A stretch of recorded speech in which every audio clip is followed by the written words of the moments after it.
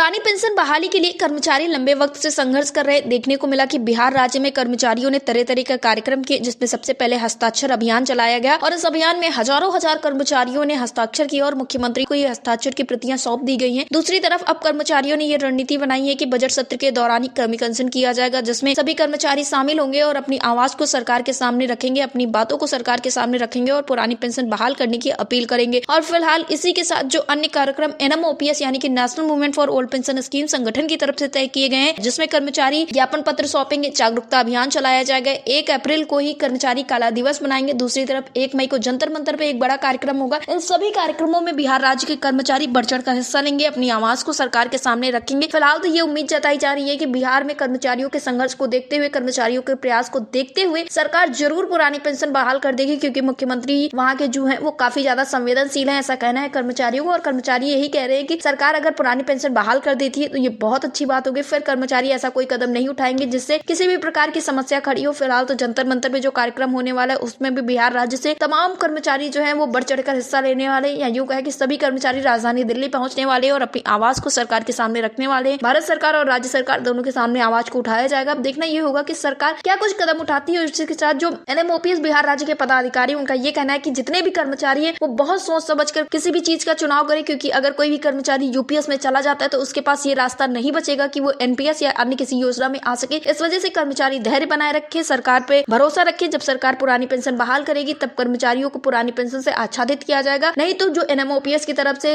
ये इतने सारे कार्यक्रम किए जा रहे हैं, इसमें कर्मचारी शामिल हो, अपनी आवाज को उठाएं और पुरानी पेंशन बहाल करवाने के लिए सरकार के ऊपर दबाव बने। इस विषय पर ज्यादा जानकारी देते हुए NMOPS बिहार राज्य सदस्य संजीव तिवारी ने क्या कुछ कहा, आप भी सुनिए। संजीव जी, आपका हमारे चैनल अटल टीवी पे बहुत बहुत स्वागत है। जी बहुत धन्यवाद। संजीव जी, जिस तरह से आप लोगों के द्वारा बताया गया था कि हस्ताक्षर अभियान के बाद आप लोग क्रमिक अनशन करने वाले हैं और खबरें निकलकर सामने आई कि क्रमिक अनशन की तारीखें जो है वो तय कर दी गई हैं, तो आप लोग किस तरह की तैयारियां कर रहे हैं क्रमिक अनशन को लेकर? हस्ताक्षर अभियान से प्राप्त हजारों हस्ताक्षर की प्रति हम लोगों ने माननीय मुख्यमंत्री को सौंप दी है जी। और अब हम लोग 5, 6 एवं 7 मार्च को हम लोग का क्रमिक अनशन होना है जी। उसके लिए हम लोग तैयारी कर रहे हैं और हम लोगों ने इसी लिखित सूचना माननीय मुख्यमंत्री को दे दी है जी। विधानसभा के बजट सत्र के दौरान हम लोग 5, 6 और 7 तारीख को 3 दिनों का लगातार क्रमिक अनशन का हम लोग का प्रोग्राम है। जी संजीव जी, इसी के साथ NMOPS की तरफ से एक लंबी रणनीति बनाई गई, जिसमें देखने को मिला पहले ज्ञापन पत्र सौंपने का काम किया जाएगा, उसके बाद जागरूकता अभियान चलाया जाएगा, फिर उसके बाद आप लोग काला दिवस भी बनाने वाले और 1 मई को जंतर मंतर पर बड़ा प्रदर्शन किया जाना है। तो उसकी तैयारियां किस तरह से चल रही है और बिहार राज्य के कर्मचारियों के बीच में कैसा रोज देखने को मिल रहा है? पूरे देश भर में उसकी तैयारी चल रही है और 1 मई को जंतर मंतर में विशाल प्रदर्शन किया जाना है। जी, विशाल प्रदर्शन होना है, उसमें बिहार के भी सारे कर्मचारी भाग लेंगे जी। और 1 मई को श्रमिक दिवस के अवसर पर पूरे देश भर के सरकारी सेवक जंतर मंतर पे मौजूद होंगे। जी संजीव जी, जिस तरह से आपने बताया कि आप लोगों के हजारों हजार हस्ताक्षर मुख्यमंत्री तक पहुंच चुके हैं, आप लोगों ने वहां पे भेज दिया, तो क्या अभी तक सरकार का कोई रुख देखने को मिला है जिससे ये पता चल रहा हो कि सरकार कुछ ना कुछ सोच रही है कर्मचारियों के लिए? देखिए, सरकार की तरफ से अधिक सीधा कोई ये नहीं किया गया जी। हम लोगों से संपर्क करने का प्रयास नहीं किया गया और कोई इस पे कार्रवाई अभी तक तो नहीं लिखी है जी।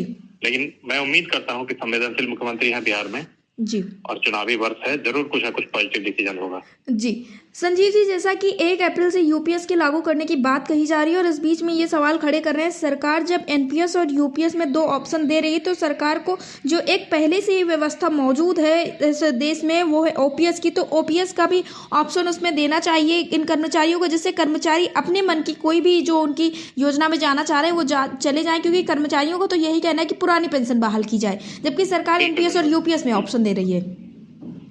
कर्मचारियों की लगातार मांग है पुरानी पेंशन बहाल की जाए, लेकिन सरकार उसमें लगातार कर्मचारियों के साथ छलावा कर रही है, कभी NPS लेकर आती है, कभी UPS लेकर आती है और उनको बरगलाया जा रहा है। ये कॉर्पोरेट के दबाव में हो रहा है जी। अब कर्मचारी बंधुओं से मेरा विनम्र अनुरोध होगा कि अपने हित को देखते हुए तत्काल किसी भी कीमत पर UPS को स्वीकार ना करें। जी संजीव जी, अटल टीवी से जुड़ने के लिए धन्यवाद। जी।